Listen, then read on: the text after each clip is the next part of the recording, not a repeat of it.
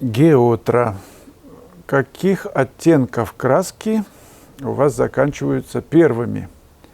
У меня мгновенно исчезает весь красный.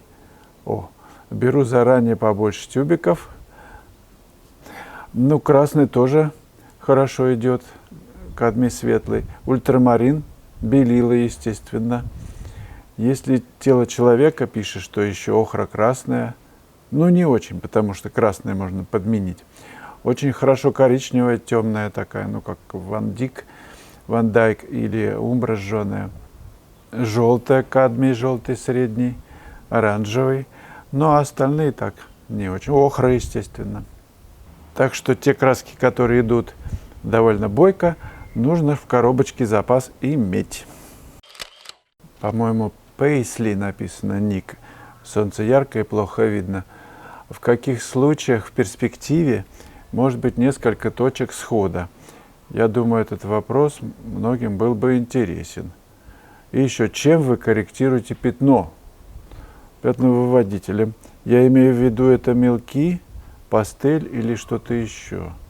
Наверное, речь о темперных набросках. Я беру с собой акварельные карандаши, беру с собой мелки пастельные, действительно.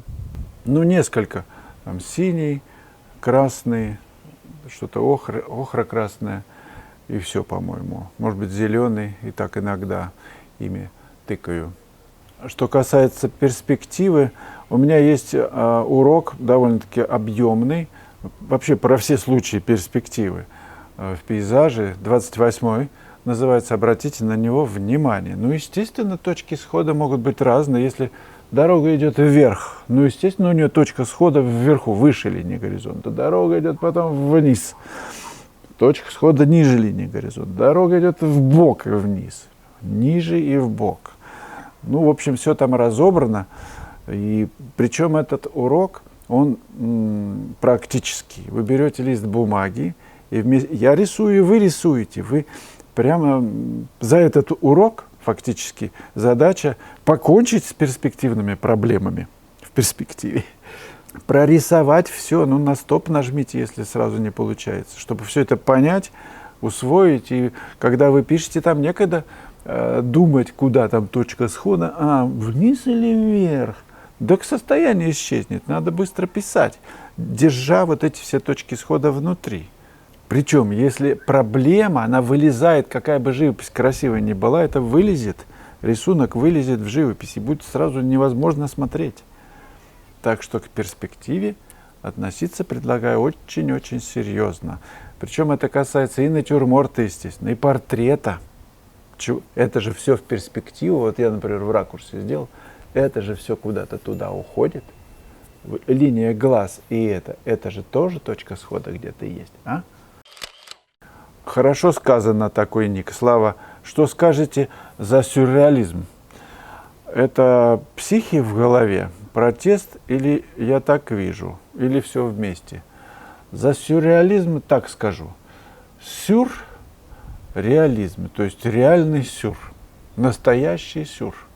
А сюр это что? Выдумка такая, да? Такая фантазия.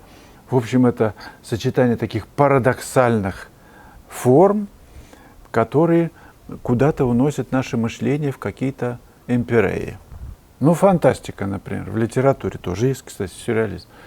Жюля Верна я читал в детстве. Такое там было написано. А сейчас эти вот беспилотники, все это летает, и люди летают в космоса. А кто знает, вполне возможно, может быть, сегодняшний сюр через несколько лет будет реализмом. Так что за него сказать, за этот сюрреализм? Не мое это дело. Я пишу ощущение реального мира, который вижу. И мне нравится наполнять свои работы чувством, вот чем-то таким, что меня очень сильно трогает, чему и слов-то нет. Ну, любовью, чего уж там говорить. Если человек любит, то он все вокруг наполняет вот этим. Пищу готовит, наполняет, общается с человеком, наполняет, не общается, тоже наполняет. Павел Ушаков. Чем вы корректируете акварель? какие-то специальные карандаши, акварельные. И еще на фото все получилось интересно. Не только шляпа и небо, но и тень на рубахе, и дальний план. Даже не верится, что такую композицию можно поймать в реальности, без всяких художественных хитростей. Ну а чего там, какие хитрости? Смотришь тень, берешь ее, смотришь свет, кладешь ее, смотришь полутень, тоже берешь по отношению к тому. И все это сочетание вот этих больших масс, тепло-холодности, точное, причем точное попадание в тон, в светлоту, порождают внутренний энтузиазм, что получается, что в тон попал, композиция удачная, все идет хорошо. Собственно, над этим мы только и работаем. Композиция, тон, рисунок хороший, все. Цвет может быть приблизительно взят. Тон, кстати, тоже. Но с тоном, если опыта нет, лучше не играться. Сначала лучше научиться его точно видеть по отношению, пятна. Вот там небо, например, к рубашке, да? Видно же, что темнее, что светлее. А облака к чему там еще? Вот к этому, да, кусочку. Что темнее, что светлее, что холоднее, что теплее. Лучше брать это все точно, и потом, когда появится опыт, уже с ними играться, с этими неточностями. Точность превращать в неточность во имя большей выразительности чего-то главного в картине.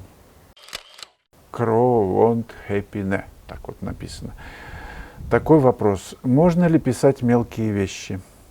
Имеет ли это смысл? Я имею в виду камни, жуков, бабочек, грибы вблизи. Макро такая, да, макроживопись. Просто очень люблю разглядывать этих существ, а живопись предполагает обобщение. То есть на больших пейзажах их не будет видно. Спасибо большое. Ну а что ж, вы же фокусируете взгляд свой в мелкоскоп, например, бактерию какую-нибудь написать. Это же туфельку инфузорию. Глаз многие пишут, вот эту радужную. Годами пишут, причем большие работы. Я так скажу, если вы видите, вот внутренне ощущаете смысл, если это вас приближает на порог начальства, ближе, да, к этой двери, то это надо делать. Интуиция лучше знает, что нам нужно в каждый момент и от чего отказаться. Причем вы можете этот пройти вот какой-то там период, насытитесь этими жуками и инфузориями. Все, нормально. Я перехожу на меньшее увеличение. То есть зумируете объектив свой, и вдруг разъезжается камера, и вы видите, мать честная, облака, небо, а я все смотрю под ноги в травинке. А тут такое, тут столько света. Все меняется, это же замечательно. Такие разные интересы у художников. Это же передает красоту мира. Это здорово. Посвящение Христу. Ник такой. Чтобы грациозно нарушать правила, они уже должны быть выгравированы на подкорке. Штихелем вот этим. Но такие темы смотрят те, кто сегодня узнал, что такое ритм в картине, и пошел гулять по Ютьюбу в поиске. Я нарисовала картину, а понимаю чуйкой, чего-то не хватает. Думаю, именно композиция нарушена где-то. Да. Если в тоне все взято, если вы видите точные отношения тональные, а вот чуйка говорит, что что-то не хватает, значит композиция. А что еще? Запах, например, на кухне, жарится что-то в сковородке. Ты подходишь, открываешь крышку, бах, вилкой, а сковородка пустая. Значит, не в ту сковородку тыкнул. Рядом посмотри. Причина непопадания где-то кроется. Если не рисунок, если не живопись, значит композиция. Композиция – дело такое серьезное, потому что никто не знает, что это такое. Делают правила в них, играют, а потом человек находится какой-нибудь там, я не знаю, Эдуард Мане, и нарушает все правила. У него, я уже говорил, большой холст, громадный, 2 метра, наверное. Ничего там особенного нет, комната какая-то. А в краю холста человек уходит из картины. Ничего нет. Вот как композиция? Где эти вот 3/5, вот эти вот золотые сечения? Куда они все подевались? Центр композиции так переместился, что он уже выйдет сейчас из картины. Но в этом же есть какой-то смысл. И чему тогда следовать? Друзья, хорошая новость. Выставка в Москве в арт-коробке. 15 числа сентября. Открытие. Приглашаю вас. Мощная команда импрессионистов и выставка «Импрессионизм». Я участвую в выставке, буду показывать новые работы. Приходите на открытие, пожмем друг другу руки. Картины нужно смотреть живьем. Друзья, я записал очень важный урок, 28-й. Перспектива в пейзаже. Чем он интересен? Тем, что вы берете карандаш и вместе со мной рисуете на примерах простые, сложные перспективные построения, структуру пейзажа. Задача моя очень простая. В этом уроке на 1:40 примеров разных структурных перспективных ситуаций. Их просто нужно порисовать, отработать, чтобы быть как рыба в воде в самых сложных перспективных структурах. Логика. Если понятна логика, Я уверен, что порисовав один раз вместе со мной вот все эти изменяющиеся улочки, какие-то кривые лестницы и так далее, один раз будет достаточно, чтобы потом несколькими взмахами кисти наметить эту структуру и писать красками.